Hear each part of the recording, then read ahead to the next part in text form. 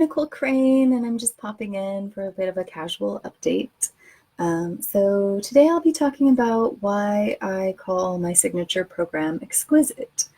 So the reason that I chose that word as this kind of like a catch-all framework for the work that we do in exquisite is because I believe that every woman is truly exquisite. And the word exquisite also kind of reminds me of a jewel. And this relates to women because each of us is so multifaceted. So, kind of like a cut diamond, depending on the circumstances or the light that's shining on us, we show up very brilliantly in different ways. So, depending on the perspective that you're viewing us from, we are very different. So, I thought that that was like a really beautiful analogy for how women show up in the world because depending on if you're viewing a woman as a mother or a daughter or a sister or a friend or a frenemy or competition or as someone that you just couldn't care less about, it really kind of shifts the way that you perceive other women and sometimes even how we perceive ourselves, depending on the situation that we're showing up in. So um, I think that that reflects the work that we do because um, as we take on so many of these roles, sometimes we get a little bit lost in the perfection of playing this role to the extent that we feel society or our partners or our family expects from us. And we get a little bit lost in playing that role perfectly. And so the reason that I don't really consider myself to be a relationship coach is because I find it really tricky to balance the desires of two different people. It's much easier for me to really focus on one client and tune in on what is their biggest priority at the time or their couple top priorities, and really fleshing out and creating both goals, but also a mindset shift that really supports them in sustaining growth towards that goal over the period of time that we choose to spend together. So, especially with Exquisite being just kind of pared down to a 4-week program, a mix between live Q&A and pre-recorded content until the end of the year. We really focus on 4 different keys that um, really focus in on different aspects that support you in uncovering your most authentic and most radiant self. Um, so, of course, we start with a heart awakening process because I feel like everyone talks about self love lately, which I love. It's super, super important in having like a well rounded life. But sometimes we overlook the aspect of strategically setting goals in support of self love. I had a little epiphany this morning that I really need to get my time management under control because that would really support my nervous system in meeting some goals that I have coming up. And that my self care looks like really fleshing out a plan and sticking to that plan. Whereas, I mean, sometimes you think of like self care as bubble baths and a glass of wine and some nice chocolates or a foot rub or going for a massage, things like that. And I think that I've been focusing quite a bit on things like that. And now it's time to get back to work because if I get off balance with that type of self-care, then sometimes it's really stressful when like deadlines for these goals are coming up and the work isn't done because I haven't prioritized it properly. So that's one aspect. But also, I think it's really important to deeply increase the ability to experience and perceive love. And that's why that's what we open up with. Um, we also do some assessment with where energy leaks are occurring and different techniques to kind of plug up those leaks and help you reserve the energy that you create, as well as creating enough energy inside and setting up healthy boundaries so that you're running in a state of overflow instead of lack. And then we also get into some shadow work because I am very passionate about that and I really love it. And I feel like that is one of my favorite tools for really just tapping into these pieces of ourselves that have been forced to be denied. And I feel like it's such a loving process to reclaim these parts of ourselves. And it's really, I mean, of course, it's very healing, but it's also revolutionary in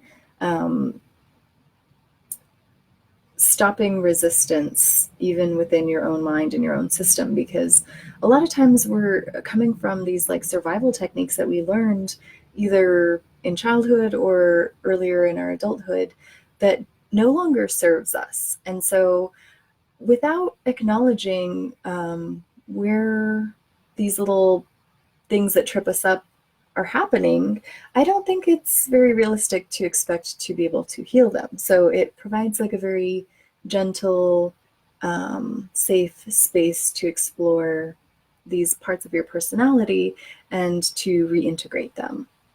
And then we end with a technique that helps you to regulate your emotions and to, if you choose, transmute different emotions into pleasure. So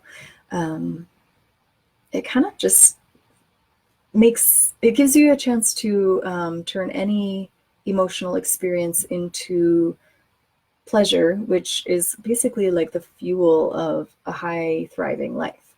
So I guess just the last thing is I want to come back to women as being exquisite. I know that a lot of women have been kind of beaten down by society and this misogynistic world that we live in, where we're taught to basically loathe ourselves and our bodies as a really like a technique to force us to want to buy all these beauty products and like fashion, whatever.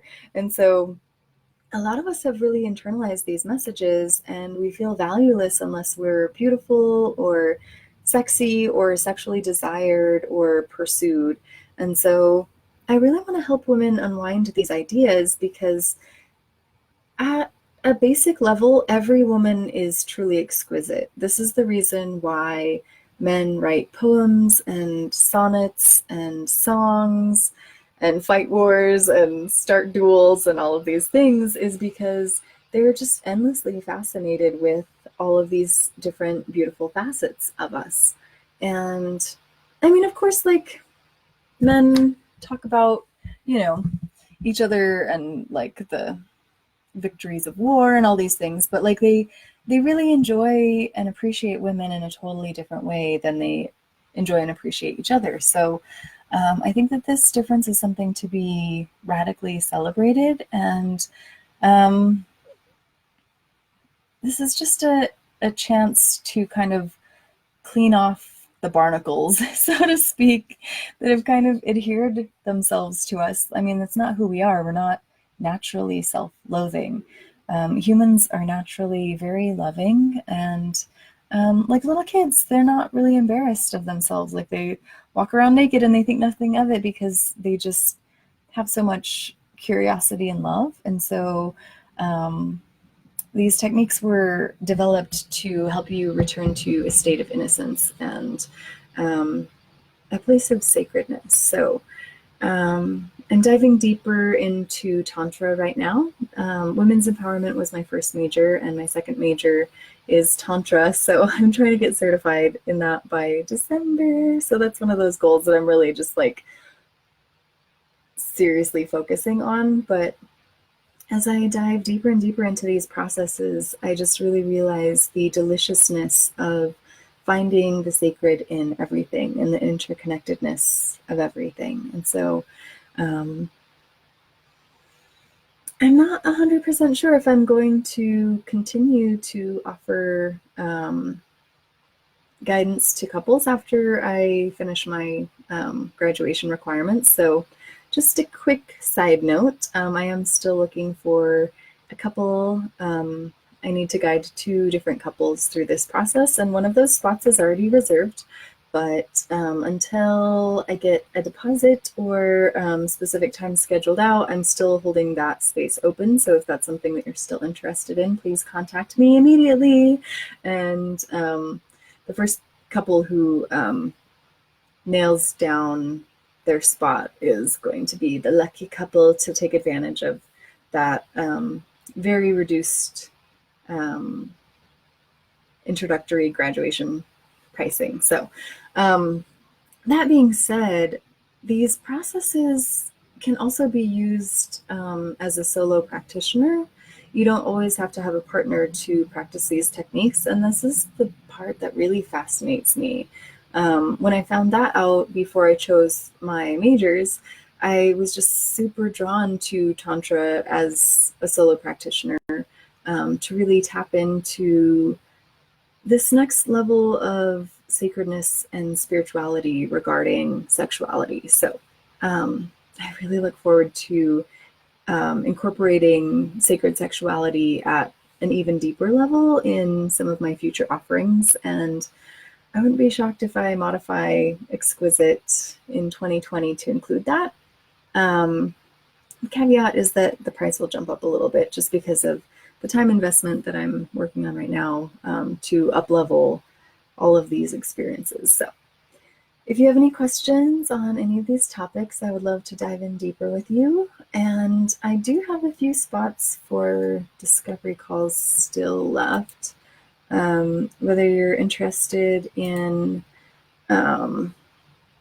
grabbing that couples spot for the Tantra practice, or if you just want to chat and see what where you're at with your goals and where you'd like to be in the future, that gets a lot of attention in the discovery call. Like basically we assess what your needs are and if I would be a good fit to facilitate you through that process through coaching. And it's not as deep of a dive as we do in coaching sessions because a lot of that has to do with consent. Like part of the purpose of the discovery call is to see if we're a good match to work together in that deeper level. So it is a little bit of a superficial level, but that means that it's very gentle. But the feedback that I've received so far is that it's still super, super helpful. And we spend almost an hour, including my little sales pitch at the end, if that's something that you're open to receiving. So typically it's between 30 and 45 minutes, just focused on you. So if that's something you're interested in, I just dropped the link in the chat box. And I look forward to seeing you next Thursday. Have a great weekend, everyone. Sending you so much love. Bye.